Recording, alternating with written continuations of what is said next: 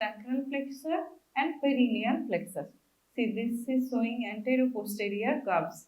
In this is sacral curvature, concave in front, and this is perineal curvature, convex in front. So, sacral flexor rectum follows the concavity of the sacrum and coccyx. Okay, that's why concave in front.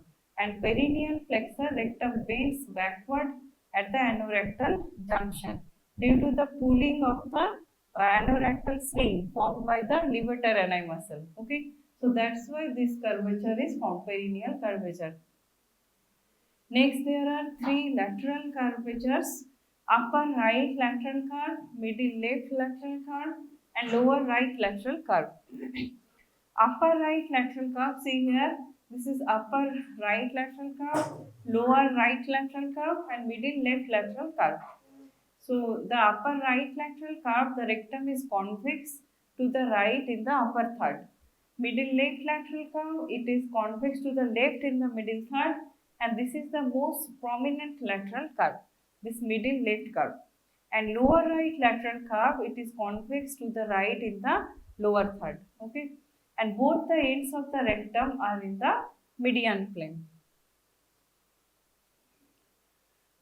So, these are the different parts of the rectum anal canal. Front of S3 to S5 vertebra and coccyx extend from sigmoid colon to anal canal, 12 semi long, 4 semi wide. Rectal ampulla is lower dilated part. Next is curvatures. There is anteroposterior curve and three lateral curves. Anteroposterior curve, sacral plexus concave anteriorly. Perineal flexor, it will be convex anteriorly. Three lateral curves, upper right, middle left, lower right. Next, there is peritoneal relations. Rectum is covered with peritoneum anteriorly and laterally in the upper one third, anteriorly in middle third, and in lower one third it is devoid of peritoneum. There is no peritoneal covering. Next, we go to visceral relations. Anteriorly, there is rectovesical or rectouterine pouch and rectovesical fossa of Denon-Villiers. Posteriorly, there is sacrum coccyx, anococcygeal ligament, fossa of Waldeyer. And laterally, there is pararectal fossa, perirectal space, and levator ani. Okay, so these are the visceral relations of the rectum. Okay. So peritoneal relations, you can see this is in the upper one third, covering anterior aspect and lateral aspect. This is in the middle one third, only anterior aspect is covered, and in the lower one third, no peritoneal covering is there. Okay, so this is the peritoneal reflection over the rectum. So rectum in its upper one third covered by peritoneum in front and side, middle one third covered with peritoneum only in front, lower one third of rectum ampulla is not covered by the peritoneum. Visceral relations, anterior relations, upper two third of rectum is related to this rectovesical pouch in male, rectouterine pouch in female. And these pouches contain coils of small intestine and sigmoid colon. Okay. These visceral relations and this peritoneal reflection, all this helps the rectum to keep in its position. Okay, otherwise this, if this supports are lost, there will be rectal prolapse. Okay, in lower one third of rectum, in male it is related to base of urinary bladder, terminal parts of ureter, seminal vesicles, ampulla of vas deferens, and prostate. All these structures are separated from the rectum by rectovesical fossa of Denon-Villiers, and in females it is related to vagina and rectovaginal fossa. Okay, so these are the visceral relations of the rectum. So next we go to the peritoneal folds. In female, rectovaginal fold extends from the anterior surface of the rectum to the posterior fornix of vagina, and it forms the floor of rectouterine pouch, that is pouch of Douglas, most dependent part in the our pelvis. In male, there is rectovesical fold extends from the anterior surface of rectum to the superior surface of urinary bladder, and it forms the floor of rectovesical pouch. The distance of floor of recto-uterine pouch is 5.5 centimeter from the anus, and of the floor of rectovesical pouch is 7.5 centimeter. Okay. These distance are important for per rectal examination or per vaginal examination. Okay. To feel any pathology or fluid or any collection in the recto-uterine pouch or rectovesical pouch. Now, posterior relations. All these are lying in posterior relation of the rectum. Posterior relations of rectum are similar in male and female, and they are follows. In the midline here, lower three pieces of sacrum, coccyx, anococcygeal ligament, median sacral artery, ganglion impar, superior rectal artery, fossa of Waldeyer. You can see two sympathetic chains joining to form ganglion impar, lower three segments of the sacral vertebra, okay, and those arteries, this median sacral artery, this is median sacral artery, superior rectal artery will also be present, and fossa of Waldeyer. On each side of the midline, there are piriformis muscle, coccygeus, levator ani, sympathetic chain, ventral primary rami of S3 to S5 and coccygeal nerves, pelvic splanchnic nerves, lateral sacral vessels. And see this muscle, this is piriformis, coccygeus. These are the ventral primary rami of sacral nerves, branches of lateral sacral arteries. All these are related to the rectum. So this dotted line, this is the position of the rectum. Here is the anococcygeal ligament lying in the midline. Next, we go to lateral relations. The lateral relations of rectum are as follows. In the upper one third of rectum, there is pararectal fossa containing coils of intestine and sigmoid colon.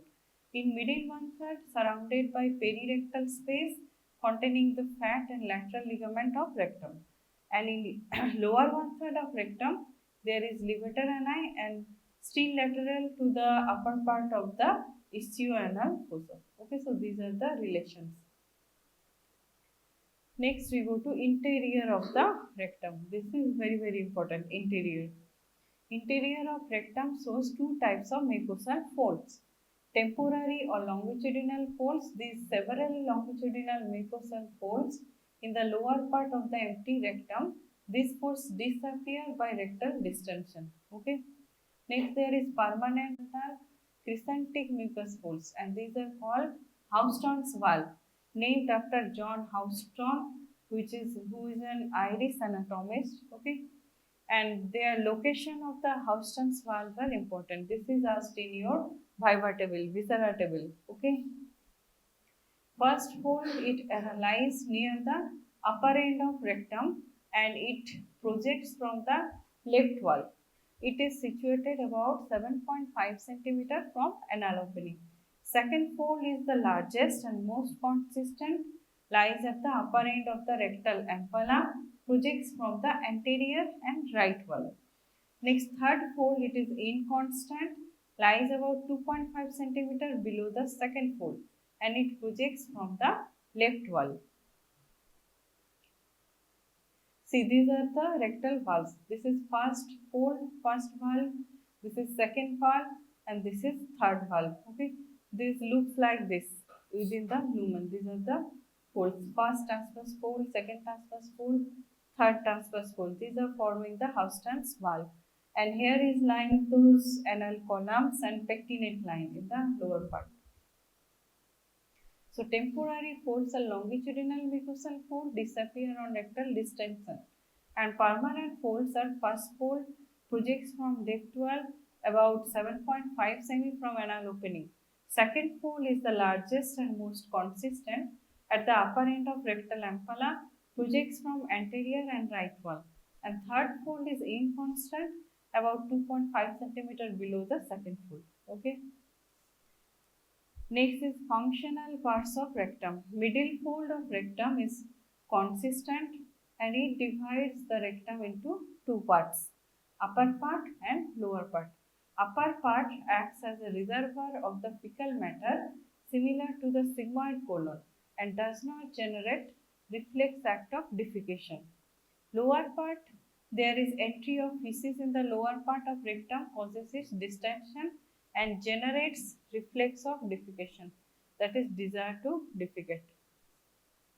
Next we go to the arterial supply. Arterial supply or blood supply, arterial supply, venous drainage, both you have to write, comes as a short note. Okay, important short note. Our rectal valves are also important short note. Houston's valve.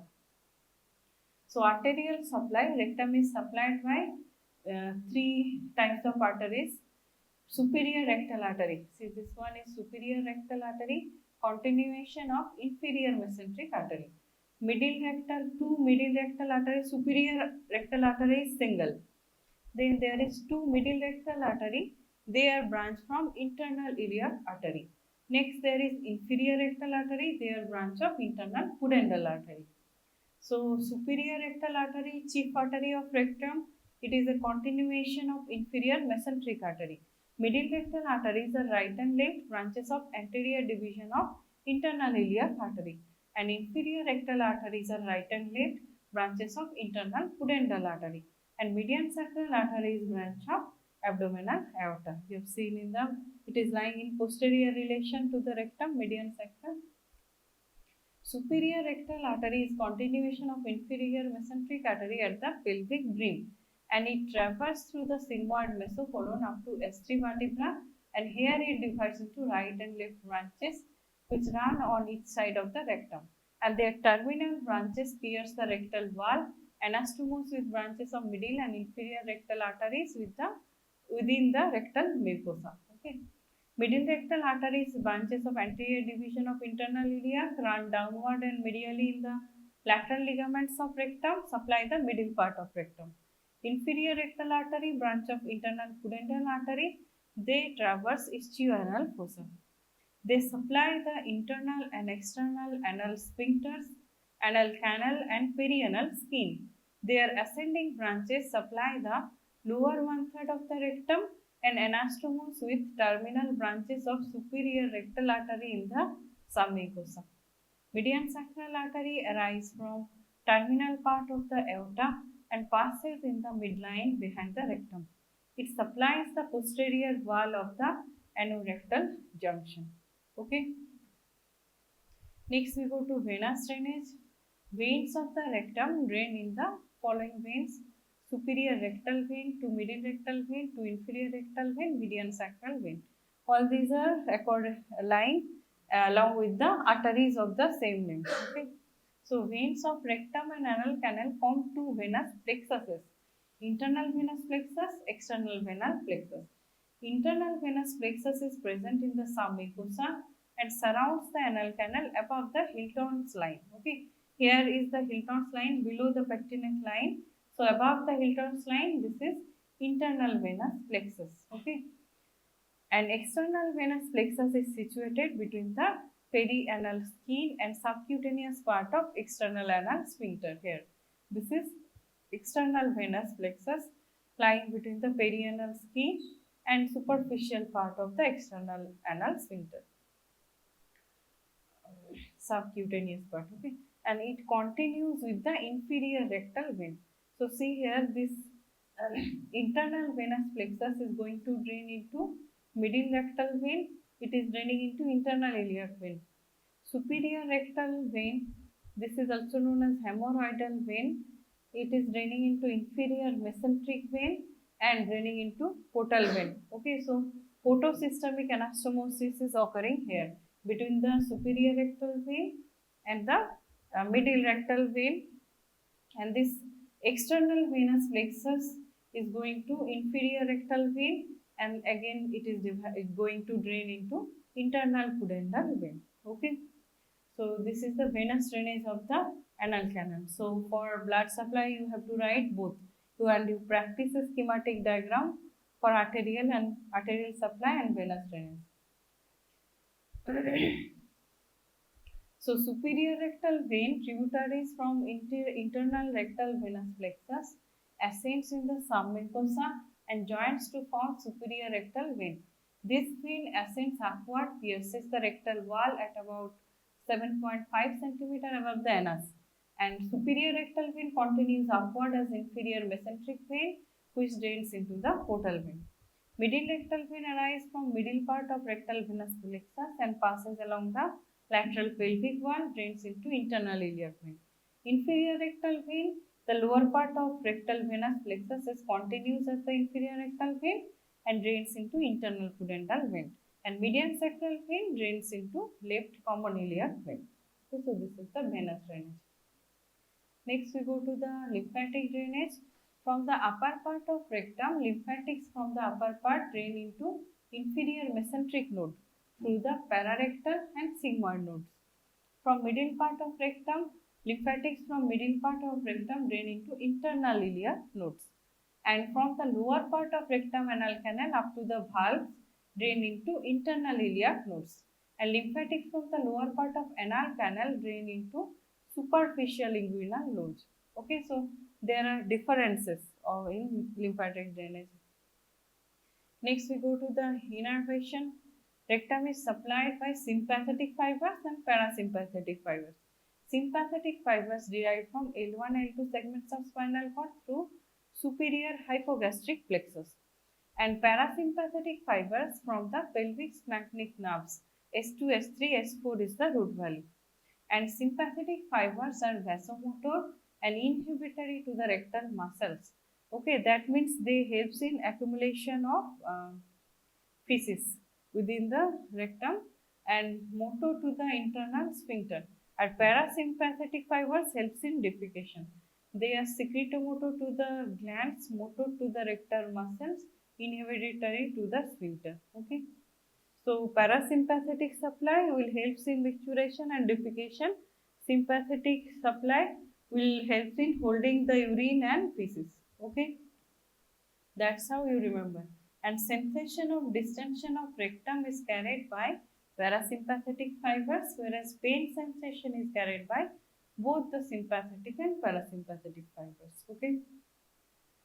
So this is lymphatic drainage from the upper part, inferior mesenteric nodes, middle part, internal iliac nodes, lower part, right internal iliac nodes, and below the anal valves, there is this part is drained by horizontal group of superficial inguinal nodes.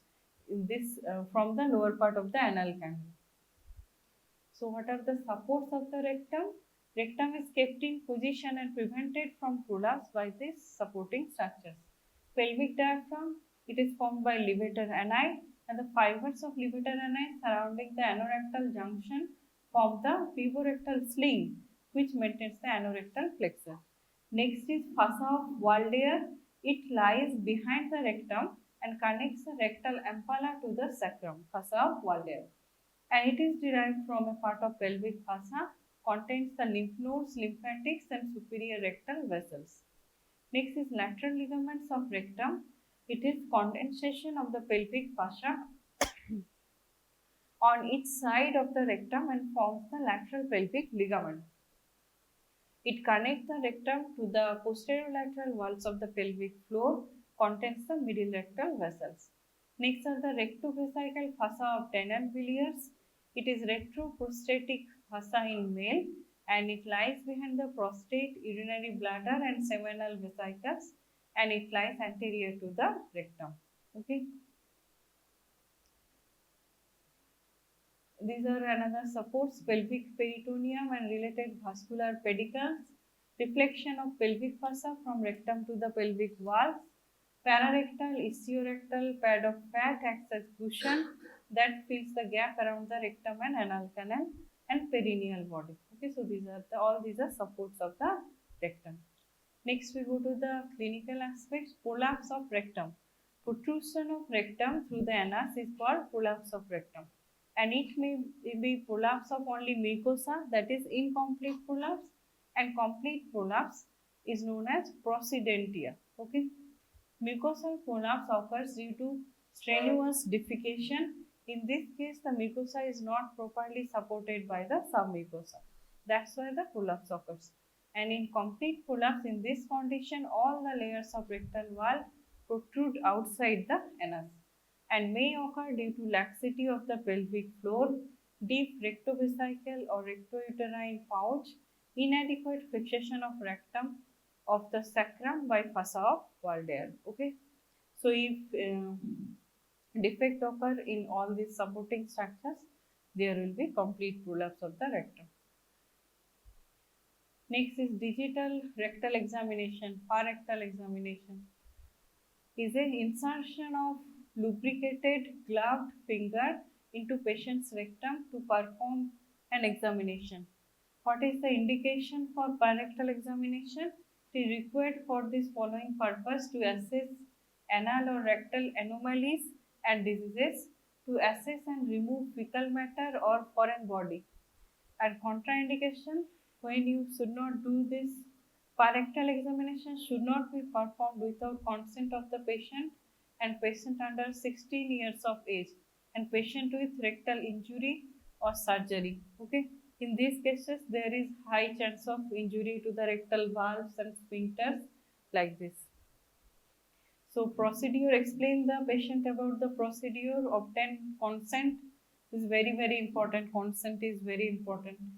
Ask the patient to lie in left lateral position, examine the perineal area, lubricate a gloved finger and gently insert into the anus to do the peer examination. Okay, parectal examination. And what structures you have to palpate in parectal examination? In normal individual, the following structures can be palpated by a finger passed in parectal examination. In males, posterior surface of the prostate. See here, you can feel the posterior surface of the prostate. Seminal vesicles will be just above it. Vas deferens, and in female, you will palpate the perineal body, cervix. In both the sexes, anorectal ring, cock, and posteriorly, you will see these structures. Anorectal sling, coccyx, sacrum, ischial spines, istioanal fossa, tune of the anal sphincter. All these structures you have to palpate. Next, clinical conditions. The parectal examination can help in diagnosis and assessment of these following clinical conditions. What are the conditions? First is rectal prolapse. To observe the degree of prolapse and ulceration. Okay. Hemorrhoids, to note the number, size, check the signs of bleeding. Malignancy, rectal or anal carcinomas. Gaping anus, reduced tone of anal sphincters. Bleeding, fecal incontinence. In males, benign prostatic hypertrophy, prostatic carcinomas, enlarged seminal vesicle and bulbourethral glands can be examined. Okay, you can palpate here prostate, seminal vesicle, vas deferens. So, disease in these areas can be diagnosed through parectal examination. And in females, anomalies of the ureter, fallopian tube, ovaries, accumulation of fluid in the rectouterine pouch can be examined through the parectal examination. Okay, understood? Next is proctoscopy or rectoscopy. It is a clinical examination for direct visualization of interior of the anal canal and rectum by using instrument called proctoscope. Okay, it is like the laparoscope introduced through the rectum. Sigmoidoscopy, visualization of interior of sigmoid colon using sigmoidoscope. Proctoscopy is useful for visualization of internal piles, growth in the lower part of rectum, ulceration, polyp, polypectomy, rectal biopsy, like this. And neurological disturbances of rectum, sacral denervation results in automatic evacuation of rectum as reflex activity. Transverse lesions of spinal cord cause constipation or reflex defecation. Okay. Next is carcinoma of the rectum, occurs frequently in elderly and causes bleeding per rectum, and it needs surgical removal of the diseased area. Next is colostomy, surgical procedure for creating an opening for large intestine on the anterior abdominal wall, mostly in the left iliac fossa. It may be temporary or permanent, and it is required after surgeries for rectal carcinoma. When you have to remove the rectum for carcinoma, then you connect the large intestine directly into the anterior abdominal wall. Okay. And rectal incontinence, Damage to the anorectal ring, anorectal sling, okay, during surgeries results in rectal incontinence, and in this condition, patient is unable to hold the fecal matter. Okay. Okay, so we have completed rectum. Next, we go to anal canal. So, anal canal is the terminal part of the gastrointestinal tract. What is the location? It is located in the perineum below the pelvic diaphragm and located in the anal triangle between the right and left isthioanal fossa. Into some facts are fat-filled isthioanal fossa. তুই দাঁড়িয়ে আছিস কেন? এইগুলো তো খালিই আছে, দেখতে পাসনি? So this fat-filled isthioanal fossa allow the expansion of anal canal during defecation. And the three cardinal features of large intestinal canal: circulation, tinea coli, and appendices epiploidy. Okay, all these are also absent in the anal canal. Now these are the extent and course of the anal canal. Length is about 3.8 centimeter. Breadth, when empty, the lateral walls of rectum are approximated, and the anal canal appears as a slit. Okay, silence. Now, what is the extent? Anal canal extends from anorectal junction to the anal orifice. Anorectal junction is marked by formal convexity of the perineal flexure of the rectum, and it lies 2 to 3 centimeter in front and slightly below the tip of the coccyx. Anus, it is an external opening of the anal canal and situated about 4 centimeter below and in front of the tip of the coccyx in the natal cleft between the buttocks. And direction of the anal canal is directed downward and backward. Now, relations of the anal canal. Anterior relation lies the perineal body. In males, there will be membranous urethra and bulb of penis, and in female, there will be lower part of the vagina. Okay, so these are lying anterior to the anal canal. Posteriorly lies the anococcygeal raphe, tip of coccyx, fibrofatty tissue. Laterally on its side lies the isthioanal fossa and its contents. Okay. Next, we go to the interior of the anal canal. Interior of the anal canal, important theory question. Okay. So, for surgical description, interior of the anal canal is divided into three parts: upper, middle, lower, by the pectinate line and Hilton's line. Upper part has different development, blood supply, lymphatic drainage, and nerve supply than the parts of the anal canal below the pectinate line, that is middle and lower part. Okay, so this pectinate line is called watershed line. Okay, because above it and below it there is different nerve supply, lymphatic drainage, blood supply. Okay, so this is the difference. Features: upper part of anal canal above the pectinate line, lower part of anal canal below the pectinate line. Okay, so development: upper part develops from endoderm of the hindgut, lower part developed from the invagination of the cutaneous tissues. So lining epithelium: upper part there is simple columnar epithelium, lower part there will be stratified squamous epithelium. Arterial supply: upper part superior rectal artery, lower part inferior rectal artery. Venous drainage: superior rectal vein drains into portal vein, inferior rectal vein drains into systematic vein. Okay. Lymphatic drainage: upper part drains into internal iliac nodes, lower part superficial inguinal nodes. Nerve supply by autonomic nerves, hair somatic nerves, that is inferior rectal. Sensation: it is sensitive to ischemia, distension, and spasm. And lower part is sensitive to pain, touch, temperature, pressure, like the skin. Okay. Hemorrhoids or piles: internal piles are painless piles, external piles are painful piles. See, it is sensitive to pain like the skin. That's why In external piles there will be painful bleeding, and in internal piles bleeding will be painless during defecation. So features of the upper part above the pectinate line. The upper part of anal canal is about 50 millimeter long and lies above the pectinate line. See, this part is the upper part. Okay, this is pectinate line. Anal columns of, these are the features of the upper part.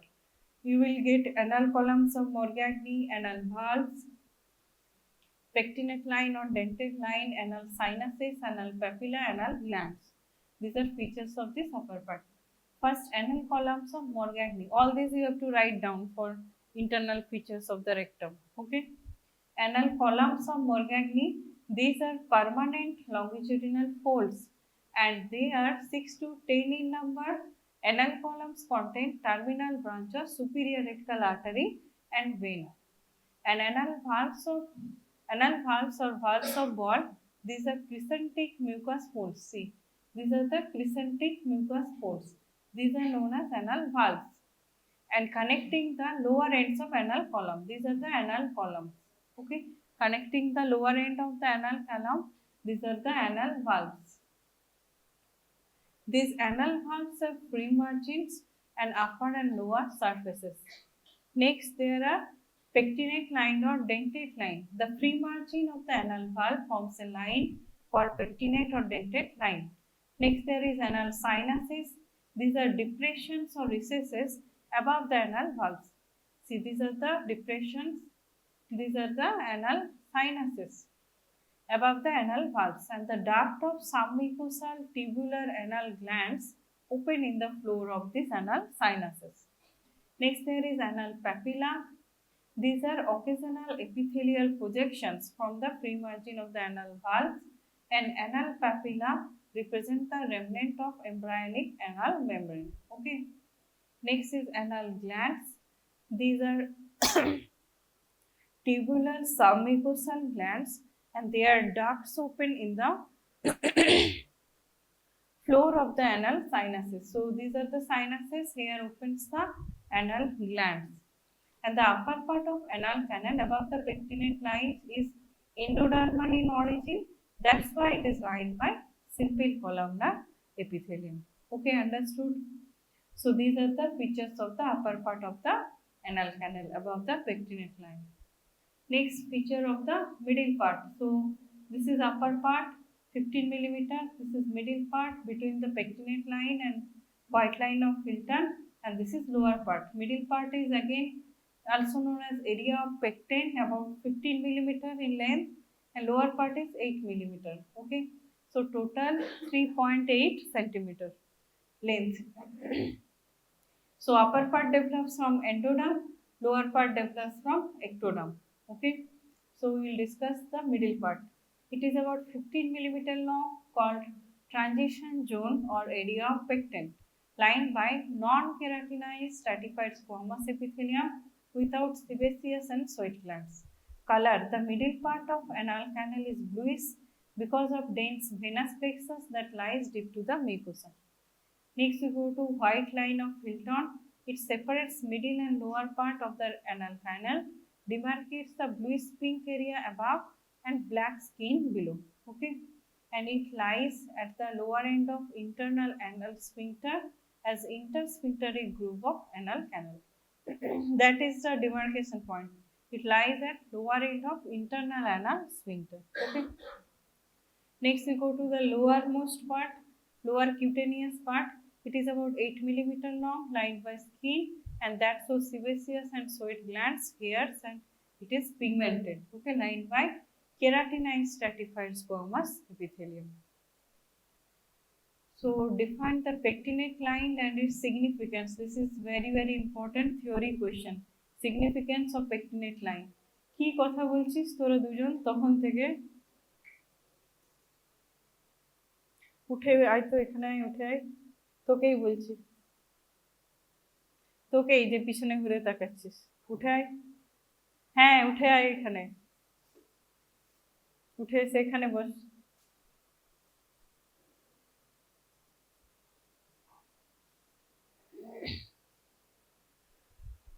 Significance of pectinate line.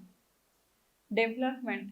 The part of anal canal above the pectinate line develops from endodermal cloaca and below it develops from ectodermal proctodium.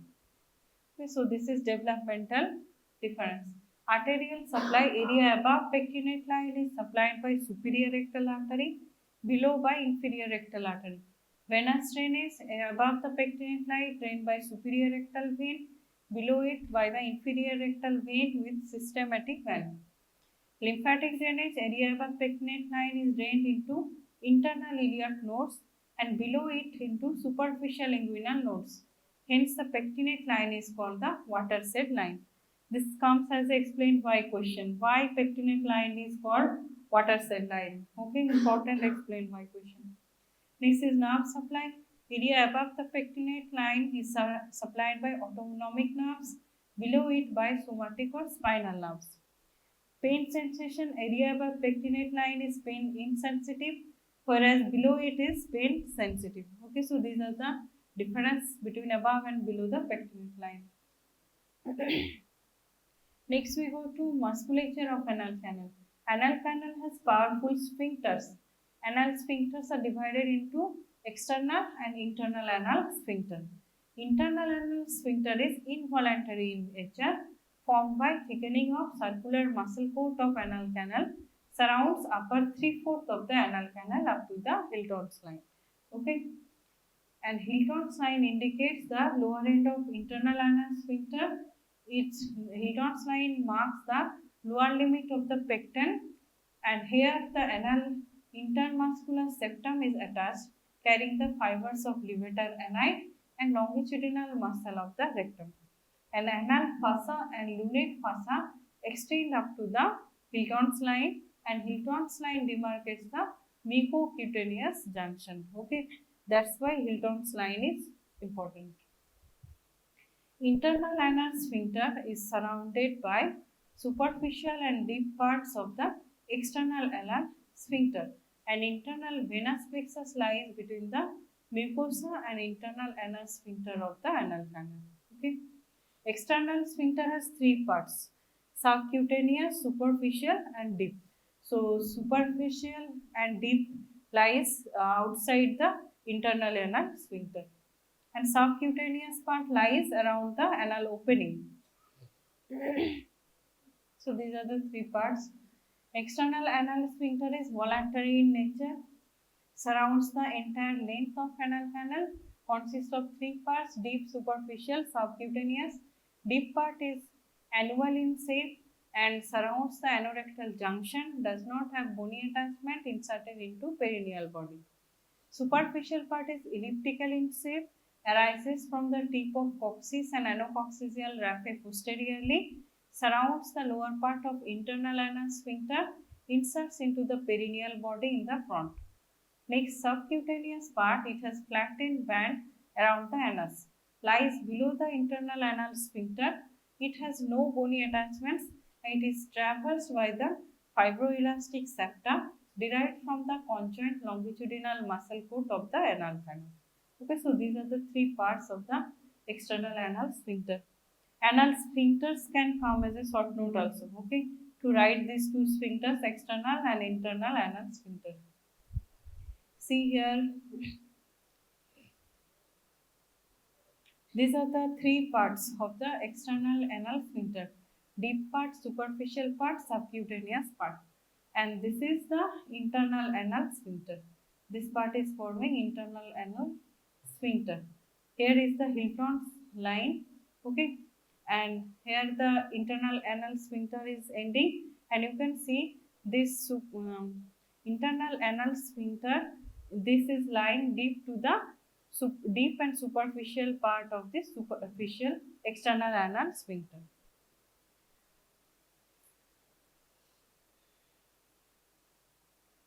This is anorectal sling or pivot analis. Okay, these are the three parts of the external anal sphincter: deep, superficial, subcutaneous. All these heads in holding the feces. Okay, if this sphincter are lost, there will be fecal incontinence. So external anal sphincters contain type 1 slow twitch fiber. These are not that much important. Okay. These spaces are important for clinical aspects. So surgical spaces related to the anal canal. There are spaces containing fat surrounding the anal canal, and these spaces include two spaces: ischioanal fossa, a perianal space, and a subcutaneous space of anal canal. Ischioanal fossa lie on each side of anal canal and filled with fat. Perianal space surrounds the anal canal below the Hilton's line, lies between the perianal fossa and skin. Next, what is the contents? Perianal space contains subcutaneous part of anal sphincter, fat, external rectal venous plexus, branches of inferior rectal nerve and vessels. The perianal abscess is very painful. It tends to spread to the anal canal at white line or to the perianal skin, and it does not spread to the ischioanal fossa. Next is subcutaneous space of anal canal. It lies above the Hilton's line and it lies between the mucous membrane and internal anal sphincter, and it contains the internal rectal venous plexus. Okay.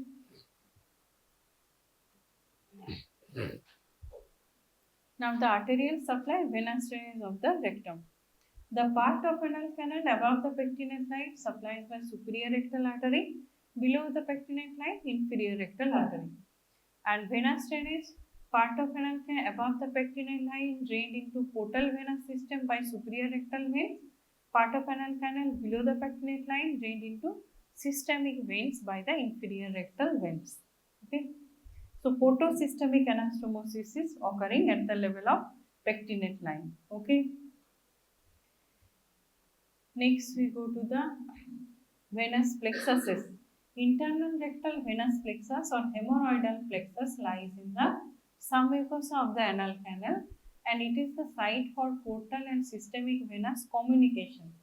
And this plexus is in the form of series of dilated pouches connected by transverse branches around the anal canal. Venous pouch is located in three anal columns. They lie at 3 o'clock, 7 o'clock and 11 o'clock locations in lithotomy position. Okay, patient lying down on your back and bending at right angle the hip and the knee joint. Okay, that position is known as lithotomy position. So in that position you are seeing the rectum, and these are the three positions where the rectal piles are located: 3 o'clock, 7 o'clock, 11 o'clock. They are large and potential sites for primary internal piles. Next, external rectal venous plexus lies outside the muscle coat of rectum and anal canal, drained by superior rectal vein into the inferior mesenteric vein, middle rectal vein into internal iliac vein, inferior rectal vein into internal pudendal veins. Anal veins are arranged radially around the anal margin, and excessive straining during defecation may rupture the anal veins and form subcutaneous perianal hematoma called external piles. Okay. Next we go to lymphatic drainage. Part of anal canal above pectinate line drain into internal iliac node, below pectinate line into superficial inguinal nodes. Thus pectinate line forms watershed line of anal canal. Next we go to innervation. Above pectinate line, anal canal is supplied by the autonomic nerves. Autonomic nerves means it will have both sympathetic and parasympathetic. Sympathetic supply by inferior hypogastric plexus, root value is L1, L2. Parasympathetic supply by pelvic splanchnic nerves by S2, S3, S4. And this area is insensitive to the cutaneous sensation. Below the pectinate line, the anal canal is supplied by inferior rectal nerve. Here also root value is S2, S3, S4. Sphincters. Internal sphincter is involuntary, contracted by the sympathetic fibers but relaxed by parasympathetic fibers. And external sphincter is voluntary, supplied by the inferior rectal nerve and perianal branch of fourth sacral nerve. Okay, so this is the nerve supply. Next, we go to the development. Upper part of anal canal derived from endoderm of primitive anorectal canal. Lower part of the anal canal derived from ectoderm of proctodeum. Anal membrane ruptures at birth and forms communication of gut to the exterior, and the remnants of anal membrane forms the anal valve. Okay. And non-continuity of the anal canal to the exterior is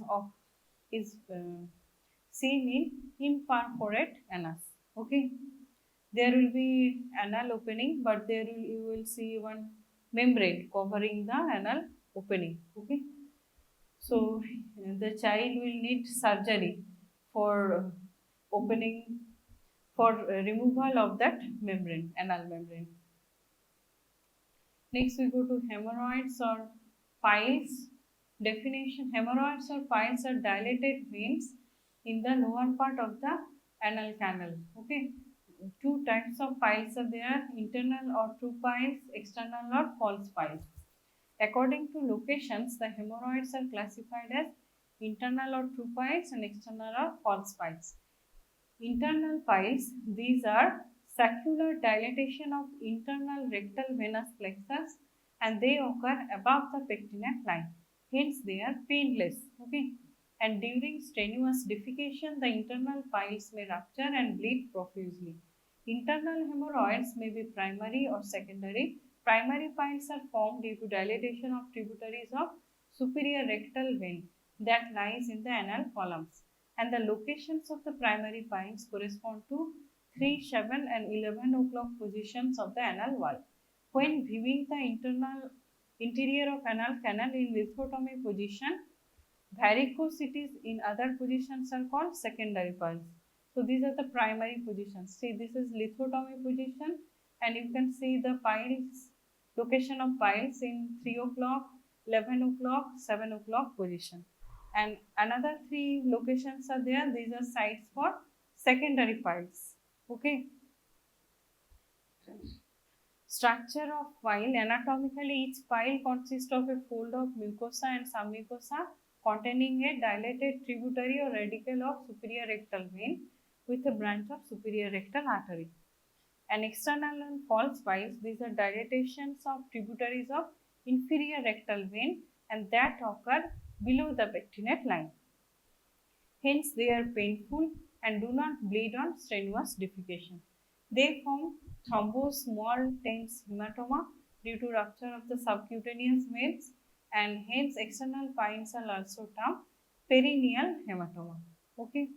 So you always remember internal piles will be painless, external piles will be painful. First one is above the pectinate line and the second one below the pectinate line. And locations are important: 11 o'clock, 3 o'clock, 7 o'clock. Okay, so you prepare hemorrhoids as a short note, very important short note. Piles or hemorrhoid, these are variceal dilatation of submucosal anal and perianal venous plexuses. We have already discussed. Next is fistula. Fistula in ano, it is fistula in the anal canal. It is an abnormal tract. See, this is the abnormal tract connecting istiorectal fossa abscess with the anal canal. Okay. It is an abnormal tract connecting cavity of abscess to the interior of the anal canal or with the exterior on the skin. This abscess cavity can also connect through a tract with the skin. Okay, that is also a fistula tract. It is caused by spontaneous rupture of abscess around the anus and the low level anal fistula passing through the lower part of the superficial anal sphincter is the most common fistula in ano. Next is fissure in ano. It is a fissure caused by rupture of any one of the anal valves of Morgagni by the passage of hard fecal mass. That is due to hard fecal mass, it will lead to rupture of the valve and mucosal breach will be there, ulcer formation and breach. That is known as the anal fissure. Okay. Anal fissure occur commonly in the midline posteriorly as the anal valves on the inferior aspect are supplied by somatic or inferior rectal nerve. The anal fissures are painful. Okay. So these are the factors responsible for internal piles. Poor support to veins from surrounding loose connective tissue, absence of bulb in superior rectal and portal veins, chances of portal hypertension, compression of veins at the site of exit from the muscular rectal valve, and constipation, prolonged standing, excessive straining at the stool. Okay, so these are the factors responsible for internal piles. Okay, that's all. So anal canal and rectum important for your theory. Interior of the rectum, interior of the anal canal, those three areas, upper, middle, lower areas. Why pectinate line is called watershed line, the difference between above and below pectinate line, all these are important theory questions. Okay, and blood supply of the rectum is very important short note. Okay, and pectinate line or Hilton's line, all these can come as a short note theory paper. Okay, and rectum anal canal if can be given in your viscera table, you will be asked the supports, the peritoneal folds, different peritoneal pouches, all these can be asked in your viscera table. Okay, it can come as a separate viscera or along with the composite viscera, male composite or female composite. Okay, understood? And photosystemic anastomose, hemorrhoids or piles, very important short note. So you prepare all these questions for your theory. Okay.